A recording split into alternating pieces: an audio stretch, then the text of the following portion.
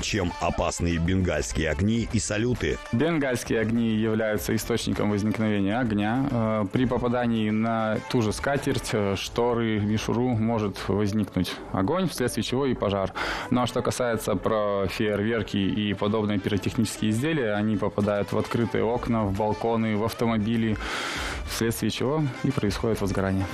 Что нельзя тушить водой?